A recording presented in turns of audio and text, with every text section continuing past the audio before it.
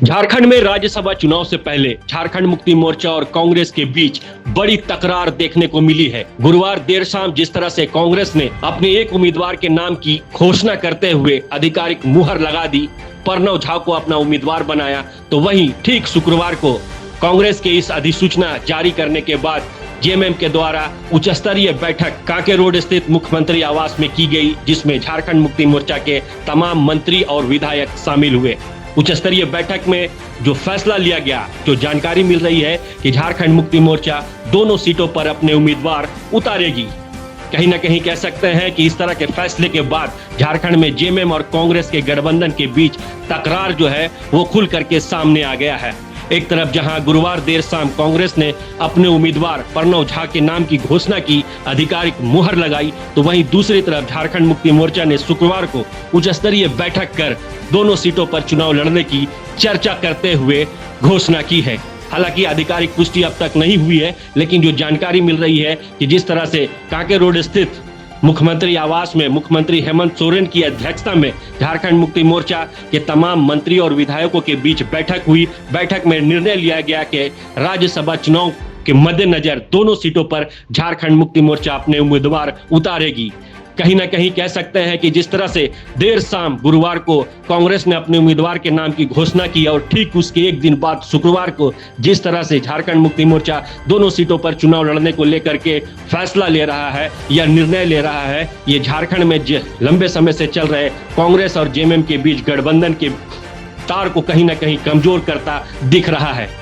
आने वाले समय में क्या कुछ फैसला होगा, गठबंधन पर इसका कितना असर पड़ेगा, ये तो देखने वाली बात होगी। लेकिन अभी की जो सबसे बड़ी खबर आ रही है कि जेएमएम ने भी पूरी तरह से मन बना लिया है दोनों सीटों पर चुनाव लड़ने को लेकर। ये तय हो गया। तो उम्मीदवार के नाम की घोषणा कब तक हो जाएगी? वो हम लोग सारे लोग जो झारखंड मुक्ति मोर्चा का पूर्व में भी परंपरा रहा है कि जो केंद्रीय अध्यक्ष होते हैं उन्हीं को हम लोग अधिकृत सारे लोग किए। तो नाम पर भी मंथन हुआ क्या? नाम वो बाद में बताएंगे। तो ये क्या कांग्रेस ने भी उम्मीदवार दे दिया है, तो ऐसे में फिर कांग्रेस ने भी तो उम्मीदवार दे रखा है। ठीक है, देखेंगे। अभी हम लोग का जो स्टैंड है यही हुई पार्टी की लोकसभा चुनाव के मद्देनजर और जो जानकारी निकल कर आ रही है, पार्टी दोनों सीटों पर अपना उम्मीदवार देने जा रही है। क्या सच्चाई, क्या बातचीत हुई अंदर में, क्या भावना अवगत कराई? देखिए जेएमएम के जितने भी कार्यकर्ता हैं सबकी भावनाओं को ध्यान में रखते हुए यह निर्णय लिया गया कि जेएमएम दोनों सीटों पर चुनाव लड़े, और इसके लिए हम लोगों ने माननीय केंद्रीय अध्यक्ष को अधिकृत कर दिया है कि वो अंतिम निर्णय लेंगे।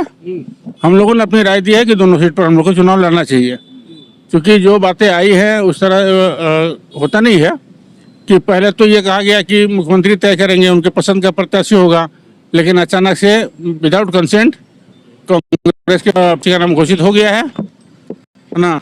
तो सभी सदस्यों की ये राय थी कि मुख्यमंत्री तय करे, दोनों सीट पर हम लोग को चुनाव लड़ना चाहिए। जेएमएम को नागवार गुजरात की कांग्रेस ने बिना कंसेंट अपने उम्मीदवार के नाम की घोषणा की। देखिए, कर्ताओं के स्पष्ट राय है कि दोनों सीट पर जेएमएम को लड़ना चाहिए चुनाव।